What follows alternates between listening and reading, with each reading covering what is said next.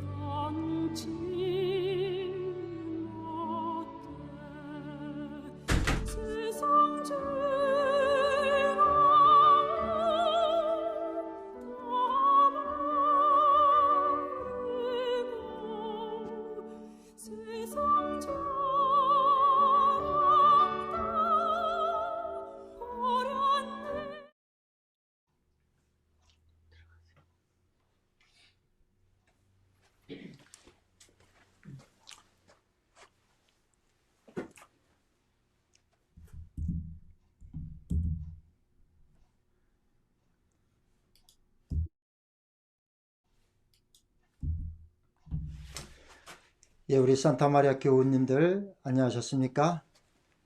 이제 3월 28일 우리 생방송으로 우리가 라이브 예배를 드리게 됐습니다. 곳곳에 가정에 계신 모든 성도님들 주의 성으로 환영하고요.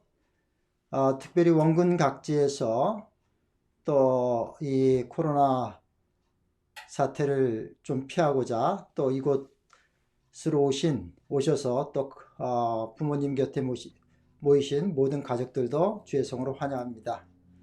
그 외 온 세계에서 혹시 우리 산타마리아 교회 이 예배에 참석하시는 분들도 주의 성으로 환영하고요. 잠시 이 환영 및 광고를 드리도록 하겠습니다. 우리가 이 코로나 사태를 우리의 영적으로 어떻게 극복해 나갈 수 있는가 라는 그런 고민 끝에 우리 사자굴 기도회를 아침에 오전에 정오에 12시에 한 번 하고 저녁 7시 30분에 한 번, 하루 2번씩 우리가 기도회로 모이고 있습니다. 참여해 주신 분들 감사하고요. 또 참여하실 분들은 우리 컨퍼런스 콜에 접속하셔서 참여하시고 함께 말씀과 기도와 찬양으로 영적으로 승리하는 그런 기간이 되기를 주님의 이름으로 소원합니다. 우리 다 함께 묵상 기도로 우리 예배를 드리도록 하겠습니다. 다 함께 묵상 기도 드리겠습니다.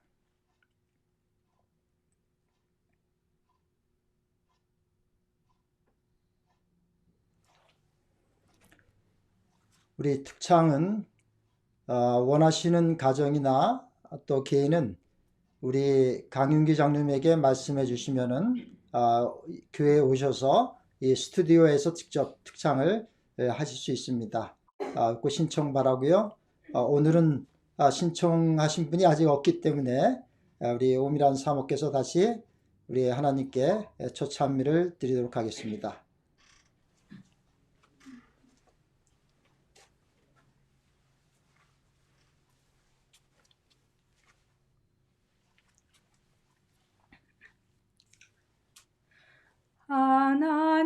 하나님은 너를 지키시는 자, 너의 우편에 그늘 대시니 낮에 해와 밤에 달도 너를 해치 못하리. 하나님은 너를 지키시는 자, 너의 환난을 명쾌하시니 그가 너를 지키시리라. 너의 출입을 지키시리라. 눈을 들어 산을 보아라. 너의 도움 어디서 천지 지으신 너를 만드신 여호와께로다.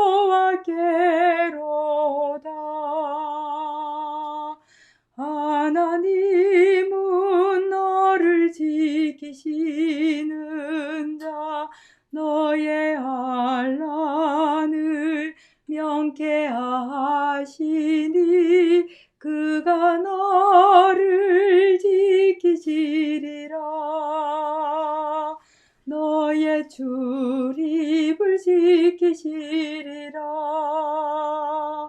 눈을 들어 산을 보아라. 너의 도움 어디서 오나. 천지 지으신 너를 만드신 여호와께로다.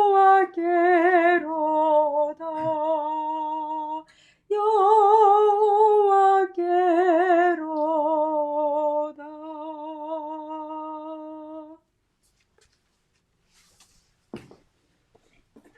예, 하나님께 찬양으로 영광 드리셔서 감사합니다. 이제는 우리가 준비한 우리 헌물로 하나님께 예배하는 그런 시간입니다. 오늘 드려지는 헌물은 우리 합회 사업을 위해서 사용되어지겠습니다. 11금과 각종 헌물들을 드리실 때 우리 카톡으로 우리 재무님에게 이 드릴 금액을 알려주셔도 되고 또 메일로 보내주셔도 됩니다. 예, 지금부터 한 1분 정도 우리 하나님 앞에 헌물을 드리는 시간을 갖도록 하겠습니다.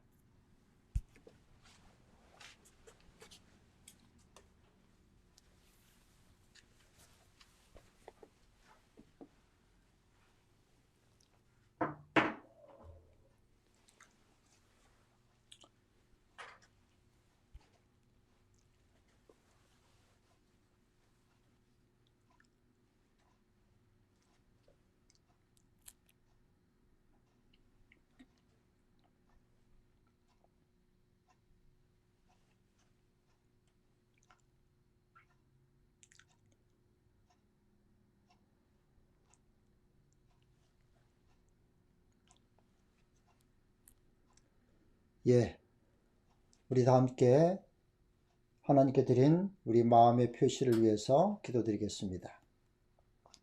감사하신 우리 아버지 하나님, 세상은 요란하고 또 불안하지만 그러나 여전히 주님께서 매 7째 날마다 저희들에게 안식을 주셔서 하늘의 평강을 누리도록 복을 주시니 감사드립니다.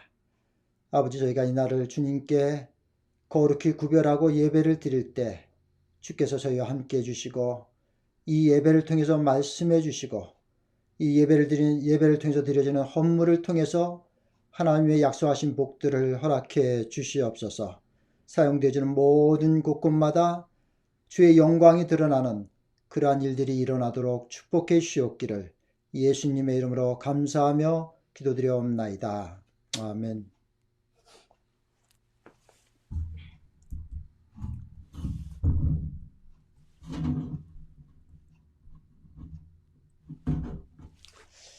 예, 오늘 먼저 본문의 말씀, 우리 다니엘서 6장 16절에 있는 말씀을 함께 봉독하겠습니다.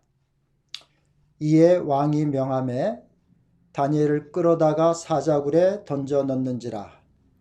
왕이 다니엘에게 일러 가로되 너의 항상 섬기는 내 하나님이 너를 구원하시리라 하니라. 예, 오늘 본문의 말씀을 가지고 제가 드릴 말씀의 제목은 인생의 동굴 속에서 머물 때라는 그런 말씀의 제목으로 우리 말씀을 나누도록 하겠습니다.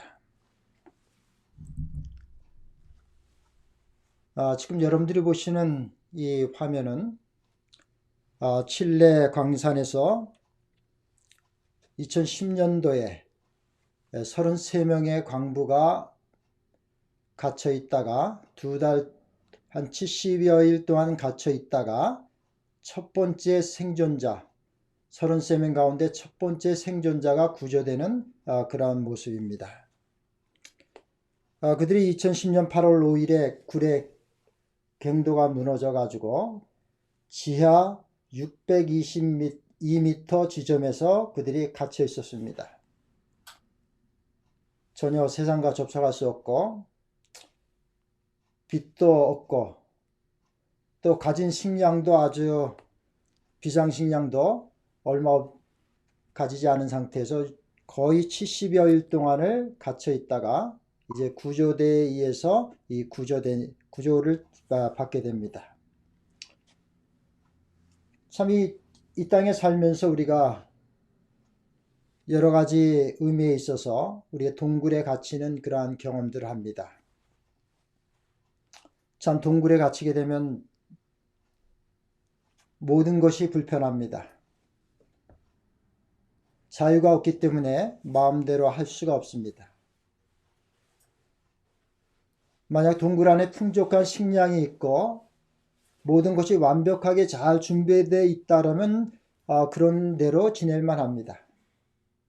그러나 우리의 삶이 그렇게 풍요롭지 못하고 또 준비되지 못한 것이 현실입니다. 그래서 최근 우리 코로나 사태를 통해서 사람들이 이제 마트로 달려가서 꼭 필요한 물건들을 사는데 많은 사람들이 몰려드는 것을 우리가 볼 수가 있습니다. 그것은 다른 의미로 우리가 잘 준비되어 있지 않다고 하는 그런 모습을 우리에게 보여주는 것입니다. 동굴에는 종류가 있습니다. 보이는 동굴이 있고 보이지 않는 동굴이 있습니다. 보이지 않는 동굴은 마음의 동굴과 영적인 동굴입니다. 이런 보이는 동굴과 보이지 않는 동굴 속에서 우리가 어떻게 살아가야 될까? 어떻게 생존해야 될까? 그것이 바로 오늘날 지금 이 코로나 바이러스 사태를 경험하고 있는 그런 모든 현대인의 그런 숙제이기도 하고 과제이기도 합니다. 우리가 이 산호세 동굴이 무너졌을 때 그 33명의 굴 속에 갇힌 사람들은 외부의 도움이 없으면 결코 빠져나올 수가 없는 지점에 있었습니다. 그들에게는 꼭 외부의 도움이 필요했습니다. 며칠이 지나서 이제 그 매몰된 사람의 위치를 확인하고 서로 통신을 하게 돼서 이제 그곳에 긴급히 먹을 수 있는 그런 물과 음식과 비상약품들이 전달이 됐습니다. 그래서 그 33명의 광부들이 그들을 구조할 수 있는 큰 통로를 만들어서 저 캡슐을 내려보낼 때까지 거의 70일 가까이를 외부의 도움을 직접적으로 받고서 그 안에서 이렇게 생존하게 된 것입니다. 참 이 광부들의 그 생존의 그런 과정들을 살펴보게 되면 그들이 몸만 갇힌 것이 아니라 그 몸이 갇힘으로 인해서 마음까지도 그 동굴 속에 있었다고 하는 것을 보여줬습니다. 그들이 정말 그 굴 속에서 절망감을 느끼고 좌절감을 느끼고 두려움 가운데 어찌할 바를 모르는 그러한 경험들을 그 속에서 하게 됩니다. 근데 이 오늘날 우리가 이 현대의 삶을 살아가면서 여러분 한번 이런 생각을 해보신 적이 있으십니까? 여러분들이 일상적으로 만나는 사람들 가운데 5명 가운데 1명이 정신적으로 큰 고통 가운데 있다고 하는 사실을 생각해 본 적은 있으십니까? 통계적으로도 5명 가운데 1분이 우울증을 앓고 있다고 하는 것입니다. 그래서 여러분 여러분들이 만나는 사람 가운데 5분 가운데 1분은 정신적인 고통 가운데 있는 것입니다. 그 마음의 동굴 속에서, 보이지 않는 그 마음의 동굴 속에서 속으로만 아파하고 있다고 하는 것입니다. 그런 사람들 절망적인 그 상황에 처했음에도 불구하고 다른 사람에게 도움을 청할 수도 없습니다. 말도 못하고 심지어 가족에게도 알리지도 못하고 속으로 끙끙 앓고 있는 사람들, 그 사람들이 5명 가운데 1분입니다.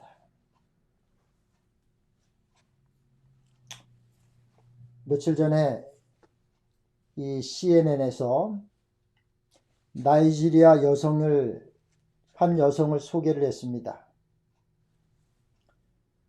그 여성은 로즈라고 하는 그 옷가게를 하는 여성인데, 그 여성의 남편이 신장병을 앓다가 2년 만에 사망하게 됐습니다. 그 55세에 이렇게 사망을 했습니다. 그때 이 여성은, 로즈는 그 옷가게를 하면서 벌었던 모든 재산을 다 남편을 치료하기 위해서 다 사용했고, 마지막에는 경영하던 가게까지 팔아서 이 남편의 치료비를 다 냈습니다. 그러나 결국은 그 남편이 죽게 됐어요. 그랬더니만 그때가 2017년도인데 그 남편의 가족들이 그 로즈에게 그 지방의 과부가 된 의식을 치르도록 강요를 합니다.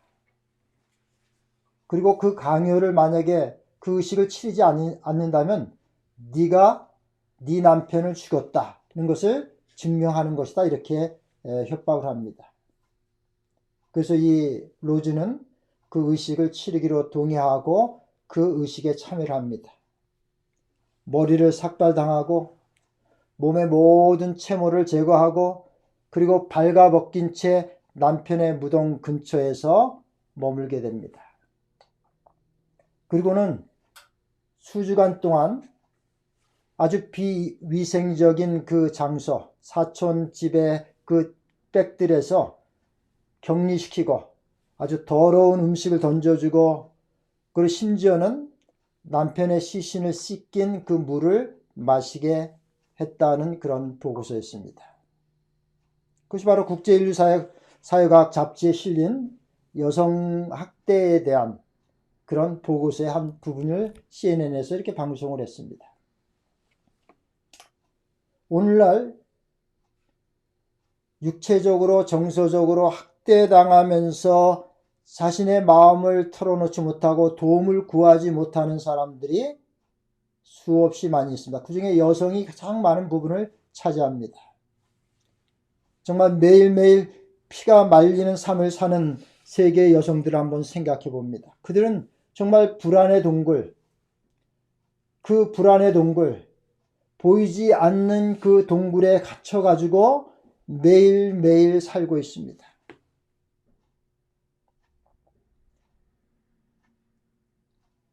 한 번은 한 학생이 아침에 학교에 등교를 하면서 울면서 막 등교를 했습니다. 너무너무나 슬피 울기 때문에 이 선생님이 그 아이를 달래도 아이가 울음을 그치지 않아요. 그래서 그 아이를 이 학교에 있는 상담사에게 이게 데리고 와서 이 아이가 지금 할머니가 돌아가셔서 이렇게 슬피 울고 있다고, 좀 이렇게 도와달라고 이렇게 맡기고 이렇게 갔습니다. 이제 그 상담가가 그 아이랑 대화를 나눕니다. 데이비사, 그래, 왜 이렇게 슬피 우니? 얘기 좀 해볼래? 그랬더니 이 데이빗이라고 하는, 이 이름은 가명입니다. 데이빗이라고 하는 이 학생이 이렇게 얘기를 합니다. 할머니께서 돌아가셨다는 거예요. 그래서 너는 참 슬프겠구나. 그래, 할머니가 너에게 어떻게 해주셨니? 그랬더니 이 아이가 하는 얘기가, 할머니께서 자기에게 이 재림 신앙을 심어줬다고 심어줬다고 이렇게 말을 합니다. 제가 할머니랑 자라면서 할머니께서 저에게 재림 신앙을 심어줘서 제가 예수를 믿게 됐습니다. 그러면서 자기의 소원은 할머니께서 자기가 졸업할 때 자기가 쓰는 그 졸업식 가운의 모자를 할머니에게 줘서 할머니가 그 모자를 쓴 모습을 자기가 보기를 원했다고 얘기를 했습니다. 그러면서 할머니께서 이전서부터 이 암을 앓고 계셨다는 얘기도 이렇게 했어요. 그러니까 이 학생의 소원은 이제 할머니께서 암에 걸려서 사실 날이 얼마 남지 않았다는 건 알고 있었지만, 그러나 자기가 졸업할 때까지 할머니께서 살아 계시기를 간절히 바라고 기도했던 것이었습니다. 근데 할머니가 그렇지 못했어요. 그러니까 그것이 너무 슬픈 것입니다. 그래서 이 상담가가 이 아이에게 이렇게 얘기를 했습니다. 데이비사, 할머니께서 너에게 예수를 믿는 믿음을 가르쳐 주셨지? 그렇지? 그러니까 그래.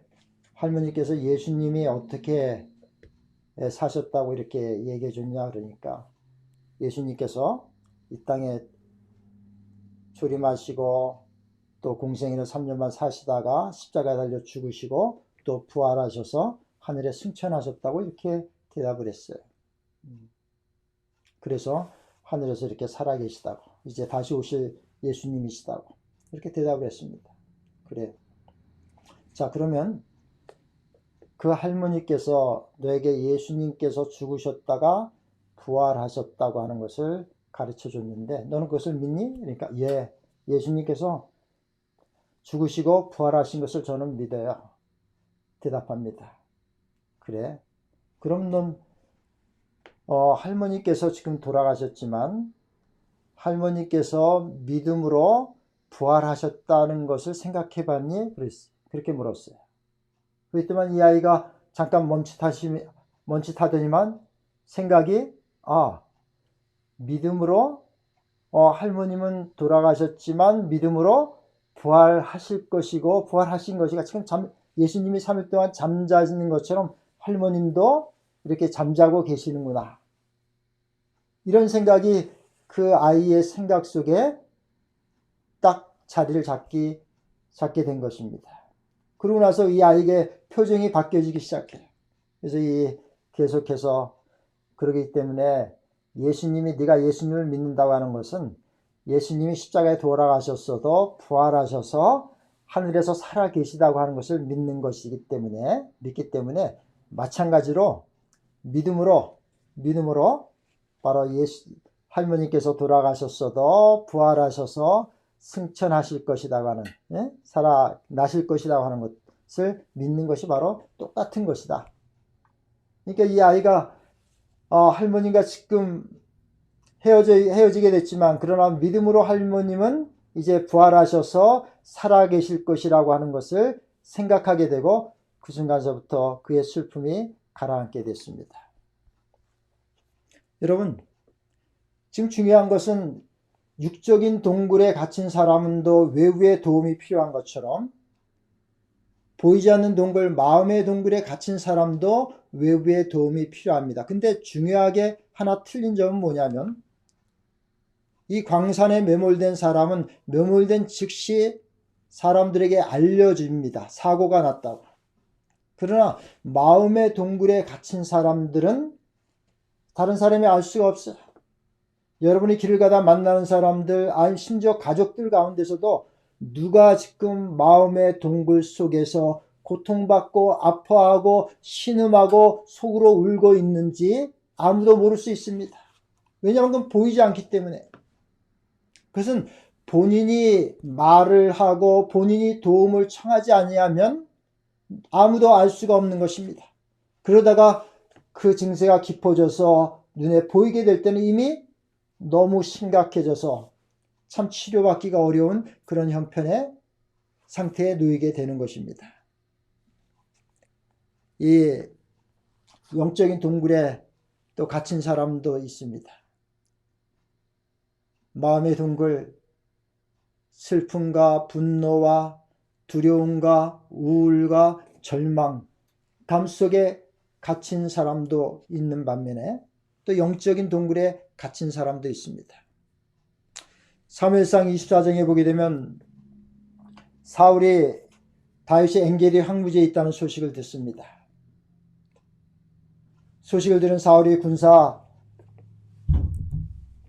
3,000명을 이끌고 다윗을 죽이러 갑니다. 그때 다윗은 길가 양에 우리 군방에 있는 그 굴 속에 자기를 따르는 사람들과 숨어 있습니다. 근데 이 사울이 다윗을 쫓다가 갑자기 생리적인 그런 욕구가 생겼어요.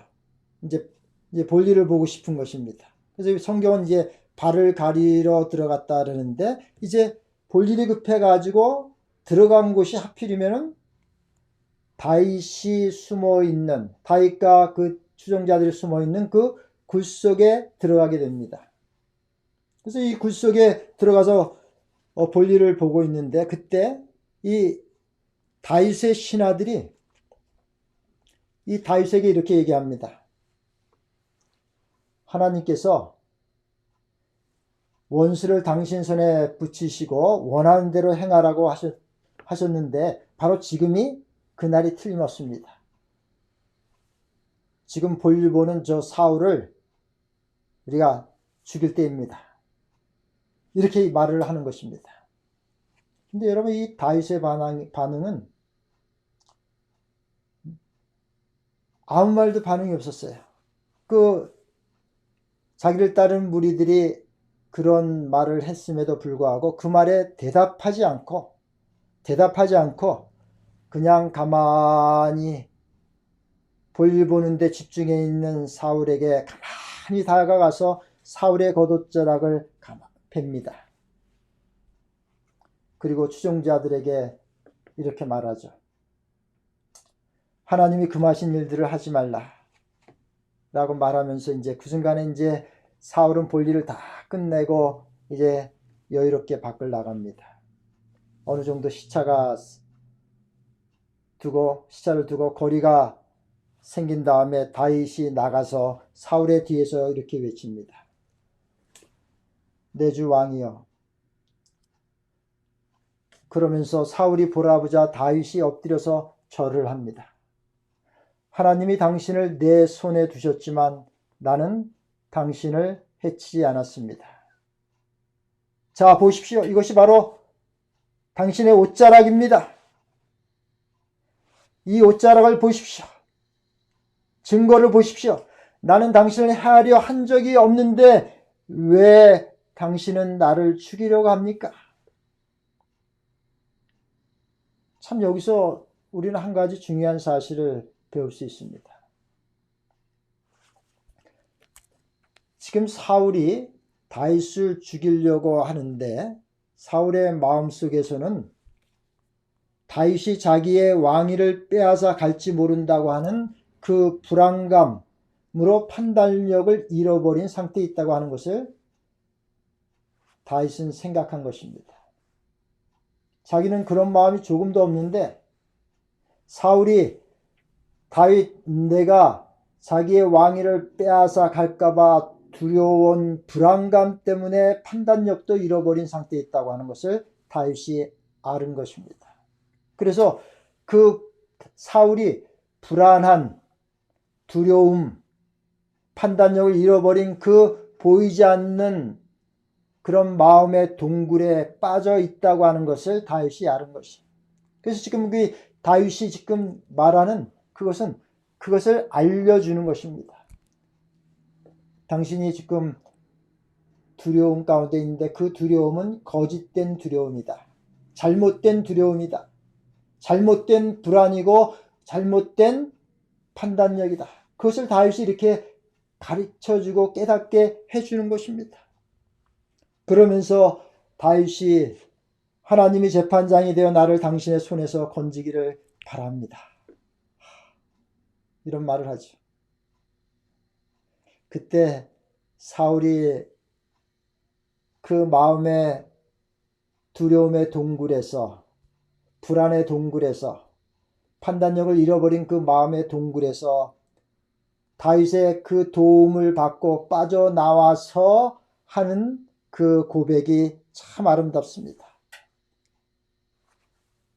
나는 너를 학대하되 너는 나를 선대하니 너는 나보다 의롭도다. 저는 이 사울의 이 말이 너무 아름답다고 생각이 듭니다.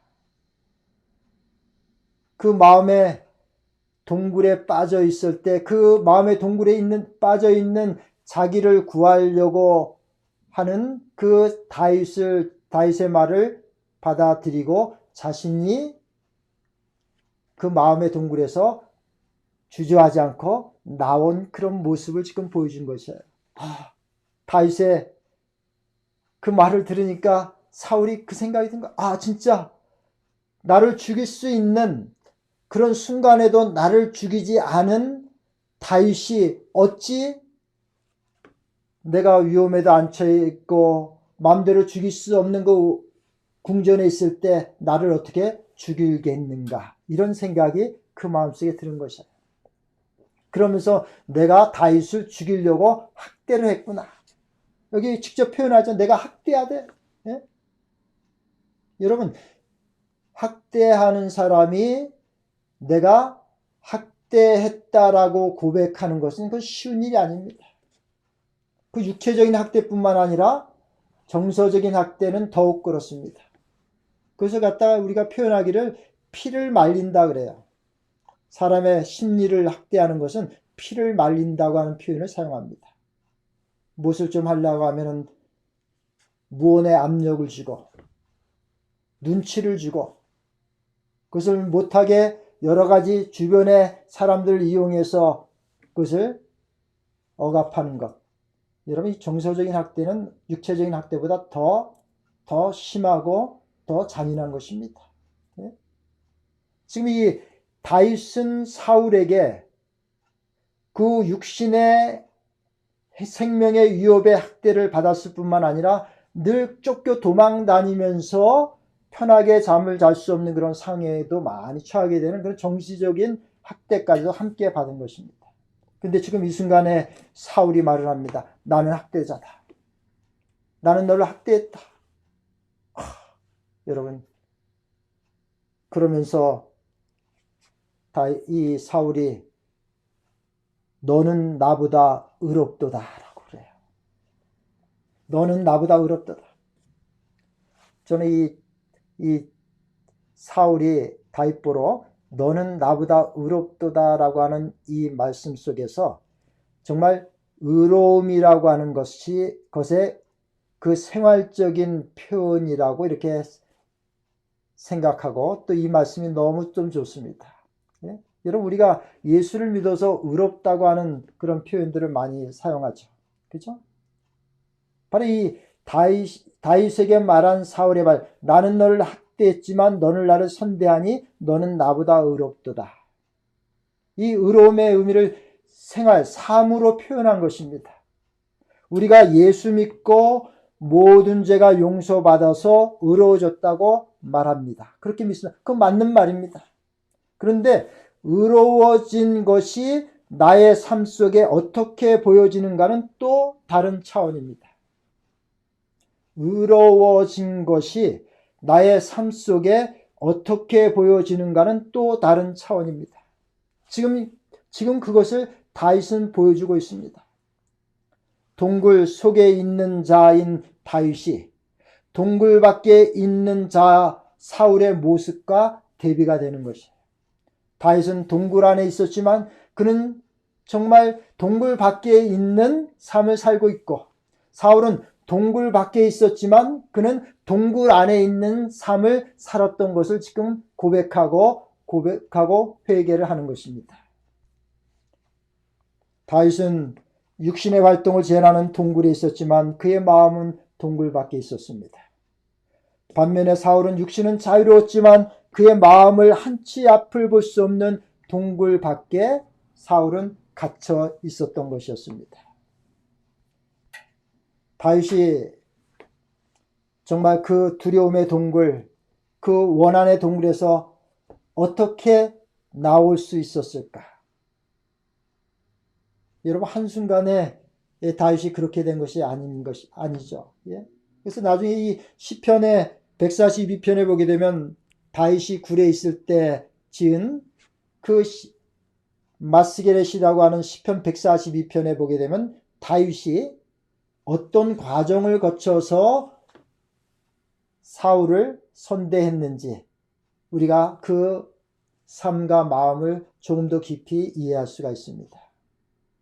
시편 142편에 보게 되면 다윗은 이렇게 고백합니다. 내가 여호와께 큰 소리로 부르짖고 간구합니다. 내가 여호와께 큰 소리로 부르짖고 간구합니다. 내가 억울한 사정을 주 앞에 털어놓고 나의 모든 어려움을 주께 말합니다. 내가 이처럼 위축되어 절망하고 있을 때 나의 갈 길을 아시는 분은 주님밖에 없습니다. 내 원수들이 나를 잡으려고 덫을 놓았습니다. 내 오른편을 살펴보세요. 나를 돕거나 보호하는 자도 없고 나를 보살펴주는 자도 없습니다. 여호와여, 내가 주께 부르짖습니다. 주는 나의 피난처시며 내가 이 세상에서 필요로 하는 전체입니다. 전부입니다. 나의 부르짖음을 들으소서. 내가 말할 수 없는 어려움에 처해 있습니다. 추격하는 자들에게서 나를 구하소서. 그들은 나보다 강합니다. 내 영혼을 감옥에서 동굴에서 끌어내어 주의 이름을 찬양하게 하소서. 그러면서 다윗이 주께서 나에게 은혜를 베풀 것이므로 의로운 자들이 내 주변에 모여들 것입니다. 현재 저와 여러분들은 동굴 속에 있습니다.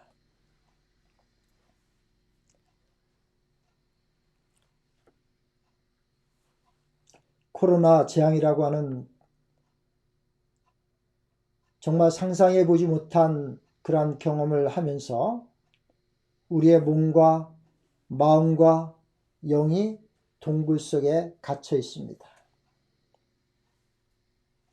문제는 우리가 몸과 마음과 영이 갇혀 있는 이 동굴 속에 갇혀 있는 그런 상태에서 어떻게 이 동굴에서 살아나가고 헤쳐나가야 할 것인가? 거기에 대해서 한번 생각해 봅니다.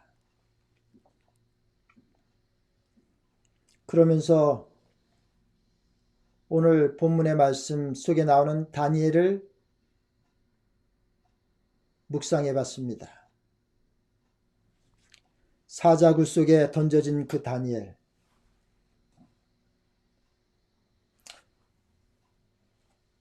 다리오 왕이 신하들의 그 협박에 못 이겨서 이제 다니엘을 이 사자굴에 던져놓으라고 명을 내립니다. 왕이 명하여 다니엘을 끌어다가 사자굴에 던져 넣는지라. 왕이 다니엘에게 일러 가로되 너의 항상 섬기는 내 하나님이 너를 구원하시리라 하니라.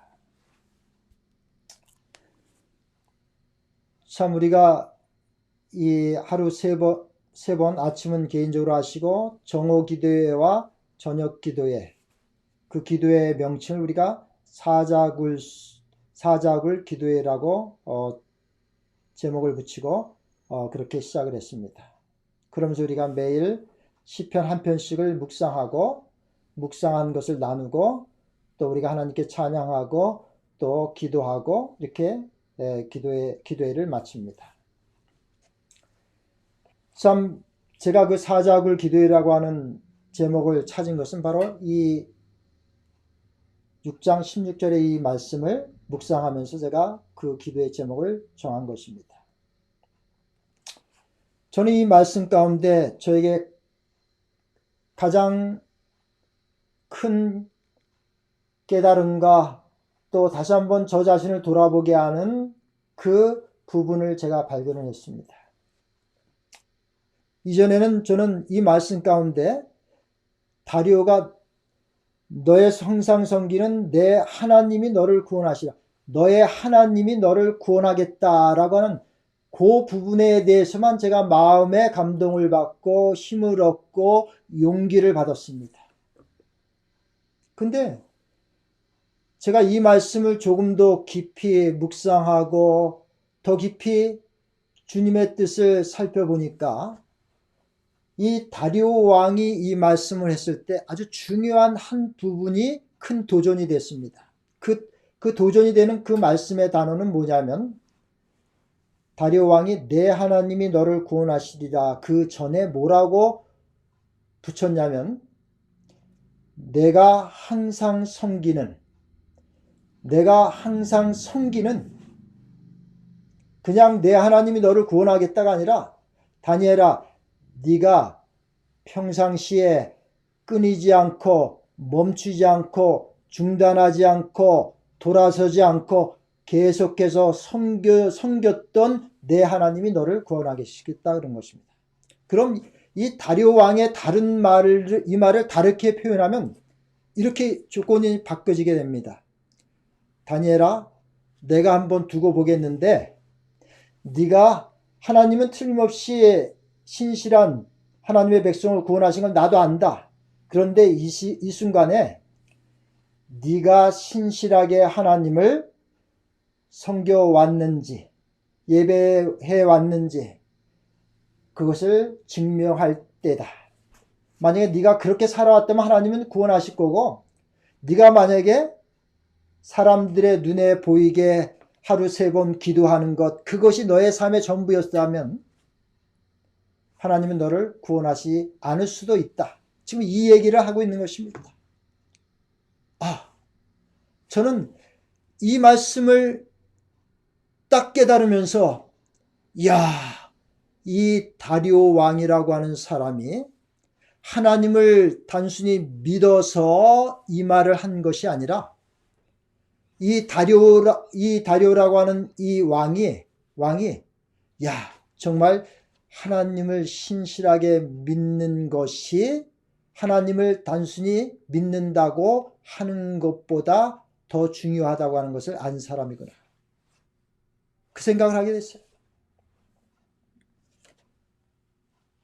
내 하나님이 너를 구원하시겠는데, 왜냐하면 내가 항상 하나님을 섬기고 신실하고 멈추지 않고 계속해서 하나님을 섬겼기 때문일 것이다.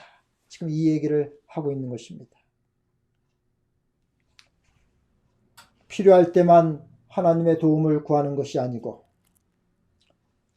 위급할 때만 하나님께 기도하는 것이 아니고, 마음이 기쁠 때만 하나님을 찬양하는 것이 아니고, 필요할 때만 하나님의 말씀을 보는 것이 아니고,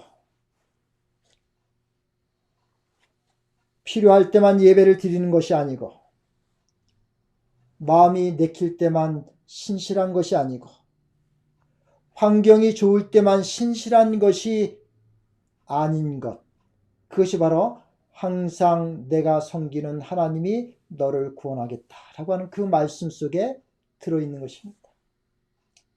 여러분, 한번 생각해 보세요. 다니엘이 사자굴에서 사자밥이 되지 않은 이유가 무엇이라고 여러분 생각하십니까?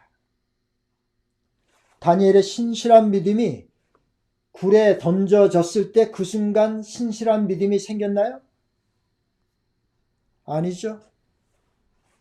다니엘은 그의 삶이 평탄하든지 어렵든지 고난에 처하든지 위기에 처하든지 하나님을 신실하게 섬겼습니다. 그는 그의 계속적인 신실함이 고난과 위험과 협박 속에서도 그는 그 신실함이 멈춰서지 않고 중단하지 않고 끊기지 않고 계속적으로 그의 삶을 신실하게 살았던 것입니다. 근데 이렇게 깨달음이 오니까 이 말씀이 저에게 용기를 주는 것보다는, 위로를 주는 것보다는, 소망을 주는 것보다는 저를 좌절하게 하고 절망 가운데 오히려 더 빠지게 되고 더 두려움을 더 많이 느끼게 하는 것이었어요. 왜 그럴까요? 목사인 저도 때때로 하나님의 전능하심을 전적으로 신뢰하지 못할 때가 있었고, 저 자신도 저의 삶 속에서 어떨 때는 마음이 이렇게 흔들렸다가 저렇게 흔들렸다가 정말 오른쪽 같다 왼쪽 같다 하는 경험이 저에게도 있었던 것입니다. 제가 100% 완전하게 아침에 눈 뜨면서 밤에 잠잘 때까지 100% 전적으로 하나님을 신실하게 섬겼다고 감히 말할 수가 없어요. 아니, 이 땅에 어느 누구도 그렇게 말할 사람이 몇이나 되겠습니까? 그 생각을 하니까 제 마음이 이 다니엘서 6장 16절에 사자굴 속에 제가 던져졌다 그러면 나는 순식간에 사자밥이 되고 말았을 것이다. 하나님은 살아계시지만 하나님은 나를 구원해 주시 않았을 것이다. 이런 생각을 하게 된 것이다. 그러나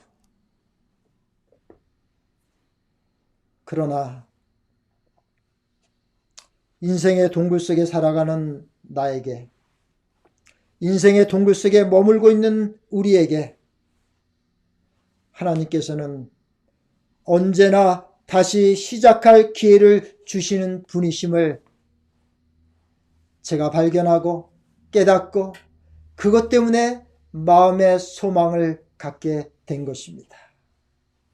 하나님께서는 다시 기회를 주시는 분이세요.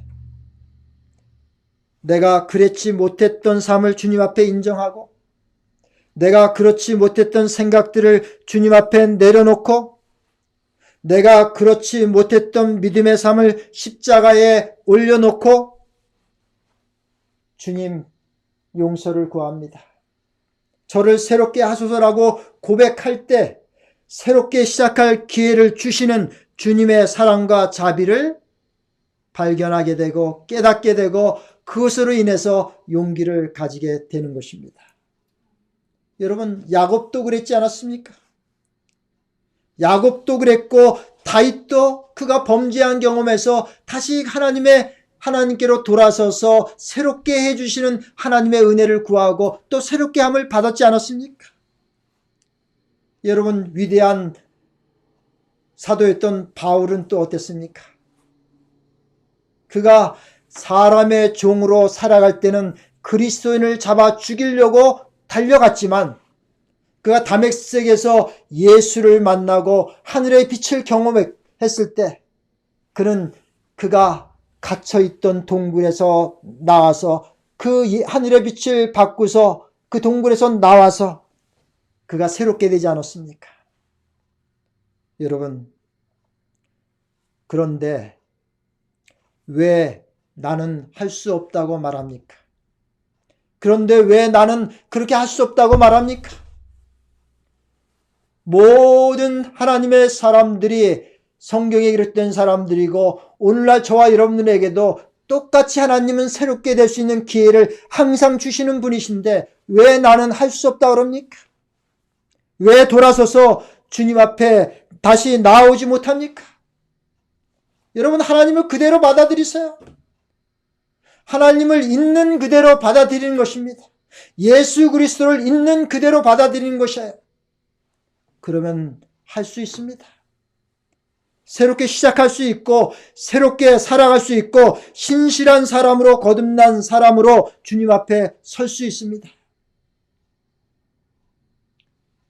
몸을 구속하는 동굴에서도 영생의 길을 걸어갈 수 있습니다. 마음을 구속하는 동굴 속에서도 영생의 길을 걸어갈 수 있습니다. 영을 구속하는 동굴 속에서도 영생의 길을 걸어갈 수 있습니다. 욥은 몸을 구속하는 동굴 속에서,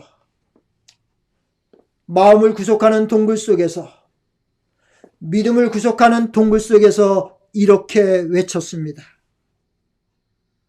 내가 알기에는 나의 구속자가 살아계시니 후일에 그가 땅 위에 서실 것이라. 나의 이 가죽 이것이 썩은 후에 내가 육체 밖에서 동굴 밖에서 하나님을 보리라. 아멘. 하나님께서 인생의 동굴 속에서 머물 때 우리에게 듣기를 원하시는 말씀이 바로 이 말씀입니다. 내가 알기에는 나의 구속자가 살아계십니다. 후일에 그가 땅 위에 서실 것입니다. 나의 이 가죽 이것이 썩은 후에 내가 이 육체 밖에서 하나님을 보겠습니다. 아멘. 사랑하는 성도 여러분, 사랑하는 모든 분들, 이 말씀을 들으시는 모든 분들, 여러분들에게 희망이 있습니다. 하나님은 언제든지 어느 순간이든지 새로운 기회를 주시는 분이시고 그 기회를 믿음으로 받아들이고 하나님을 그대로 전적으로 받아들이는 그러한 결심을 하면은 하나님은 새롭게 해주시는 분이세요. 몸의 동굴에서 벗어나게 해주시는 분이십니다. 마음의 동굴에서 벗어나게 해주시는 분이에요. 여러분의 영적인 깜깜함에서 밝은 빛으로 인도하시는 분이십니다. 내가 알기에는 나의 구속자가 살아계시니 후일에 그가 땅 위에 서실 것이라. 나의 이 가죽 이것이 썩은 후에 내 육체 밖에서 내가 하나님을 보리라.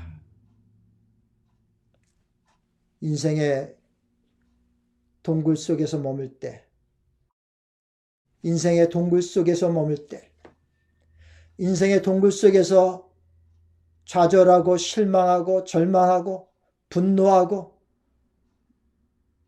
원한을 품고 미워하고 시기하고 질투하는 그러한 보이지 않는 동굴 속에 머물 때 살아계신 하나님을 믿지 않고 불신하는 하나님을 경멸하는 그러한 영의 동굴 속에서 머물 때 하나님께서는 언제든지 기회를 주십니다. 그 동굴 밖으로 나올 기회를 주십니다.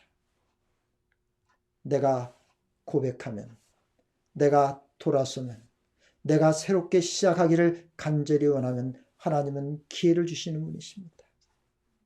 사랑하는 성도 여러분, 또 시청자 여러분, 불안한 이 세상에서, 불안의 동굴에서, 두려움의 동굴에서 나올 수 있는 유일한 길은 예방약도 아니고 주사도 아니고 병원도 아니고 그 유일한 그 길은 나를 구원하사 나의 모든 죄를 대신 십자가에 달려 죽으신 예수 그리스도 영접하고 예수를 따라 믿음으로 살면서 예수님이 땅에 다시 오시는 그 날을 소망하면서 날마다 새롭게 시작하는 그 길입니다. 하나님께서 이 시간 마음에 결심하신 모든 분들을 축복해 주시기를 제가 기도드리겠습니다. 기도하시겠습니다. 자비로우신 우리 아버지 하나님, 인생의 동굴 속에 머무르는 저희들을 사랑해 주셔서 예수 그리스도를 이 땅에 보내시고 또 우리의 모든 동굴 안에서 진 죄들을 대신해서 십자가에 달려 죽게 하시고 죽게 하셨을 뿐만 아니라 우리에게 소망을 주시기 위해서 부활을 하시고 또 하늘에 오르신 다시 오실 예수 그리스도, 그 그리스도를 저희들에게 주셔서 참으로 감사합니다. 이 시간 인생의 동굴 안에서 머물러 있는 저희들을 동굴 밖으로 초청해 주시는 예수의 음성을 듣게 해주시니 참으로 감사합니다. 육신의 동굴, 마음의 동굴, 영의 동굴을 벗어나서 내가 하나님을 보리라 외쳤던 욥의 외침이 우리의 마음속에서 울려나도록 축복해 주시옵소서. 이 시간 그런 기도를 함께 드리는 주의 백성과 모든 시청자들에게 우리 하나님 축복해 주시고 동굴 밖에 자유를 누리도록 복을 내려 주시옵기를 성부와 성자와 성령의 이름으로 감사하며 축복하옵나이다. 아멘. 우리 다 함께 내 주님 오시리 마지막 찬미를 부르도록 하겠습니다.